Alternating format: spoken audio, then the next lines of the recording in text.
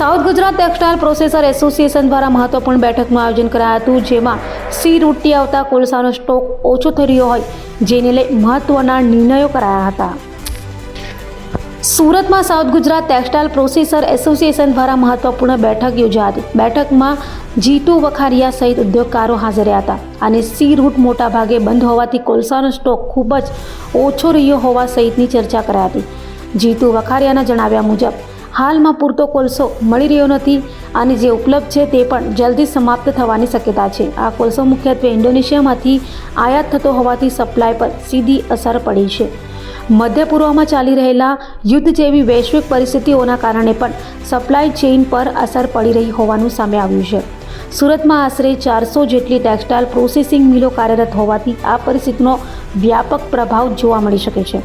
ઉદ્યોગોમાં વિવિધ પ્રકારના 100 જેટલા કલર અને 100 જેટલા કેમિકલ્સનો ઉપયોગ થતો હોવાથી ઉત્પાદન પ્રક્રિયા વધુ અસરગ્રસ્ત થવાની શક્યતા વ્યક્ત કરવામાં આવી છે. પાણી, કોલસો અને વીજળી જેવી સમસ્યાઓને ધ્યાનમાં રાખી મહત્વનો નિર્ણય લેવાયો હતો.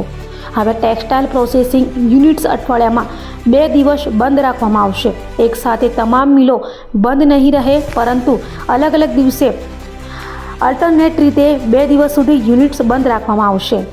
જો પરિસ્થિતિ આવી જ રહેશે તો આગળ વધુ કડક નિર્ણય લેવામાં આવી શકે છે. ઉદ્યોગોને હાલની પરિસ્થિતિમાંથી બહાર લાવવા આ નિર્ણય લેવાયો છે. આજની મિટિંગનો મળવાનો મૂળ હેતુ એ છે કે છેલ્લા 22-23 દિવસથી ઈરાન, પછી અમેરિકા અને જે રીતની ત્યાં યુદ્ધની પરિસ્થિતિ છે, છેલ્લા 22 દિવસમાં એક દિવસ પણ એવી આશા નથી થઈ કે આ યુદ્ધ હવે અટકી જશે. અને કેટલું ચાલશે, છેલ્લા 3 વીકથી અમે લોકો જેમ તેમ કરીને ફેક્ટરી ચલાવીએ છીએ.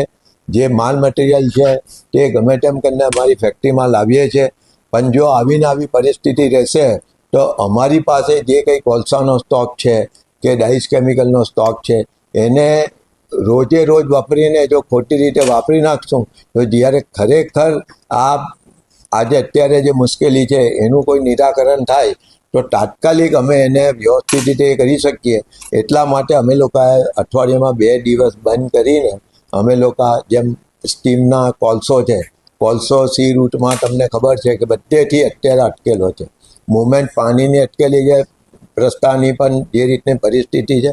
આવા સંજોગોમાં જે કંઈ આપણી પાસે મિલમાં કોલસાનો સ્ટોક છે કે ડાઇસ કેમિકલનો સ્ટોક છે એને કેવી રીતે વ્યવસ્થિત વાપરવો ને 5 જ દિવસ અમે ચલાવીએ ને 2 દિવસ રજા રાખીએ તો આવતા વીકમાં પણ ફરીથી પાછા 5 દિવસ ચલાવી શકીએ એવી પોઝિશનમાં દરેક મેમ્બર રહી ને એને રીતે કોઈ રસ્તો નીકળે. ત્યાર પછી 15 દિવસમાં કોઈ સારા સમાચાર આવે તો અમે લોકોએ આ કંઈ પરમેનન્ટ અમારું આ સોલ્યુશન નથી.